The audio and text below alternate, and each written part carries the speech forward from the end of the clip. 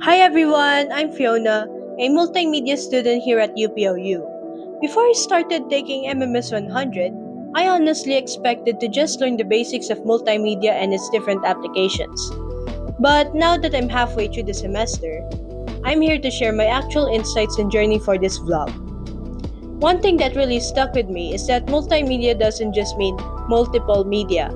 It's a concept that's actually evolved from prehistoric cave paintings to the digital age, making it hard to pin down a concrete definition. But for us, it's defined by how different media modalities interact to provide a full multisensory experience. Understanding this made it easier to grasp what multimedia studies is all about.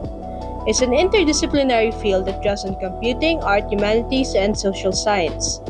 At UPOU, the program tackles the technical, creative, and social layers so we can understand both the theoretical and practical aspects.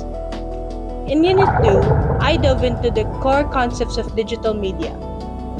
I learned that digital text is unique because it converts human characters into binary code, which are sequences of ones and zeros, using standards like ASCII. Like, for example, the word banana is actually digital images are arrays of numbers where each number represents a pixel's color, while audio formats like MP3 use perpetual coding to remove sounds that we can't hear to keep file sizes small. I also learned that while digital video consists of captured frames, digital animation requires creating each frame from scratch. Finally, Unit 3 is where I apply this knowledge. I learned to distinguish authoring from programming. Authoring software like Google Sites allows us to create interactive content without creating intensive code. I even use this concept to make a mini composition with the tone matrix sequencer, which is background music for this section. However, when authoring tools aren't enough, we use programming to build more complex software to fit our needs. I also learned about the importance of interactivity in multimedia. Without this, digital media would feel so static. User interaction is as crucial as it is a way to connect with digital content. Examples of interactivity are websites with hypertext and hypermedia, visual novels, and those gestures you do on your smartphone. And in the last module, I learned about the effects color and music can have on media.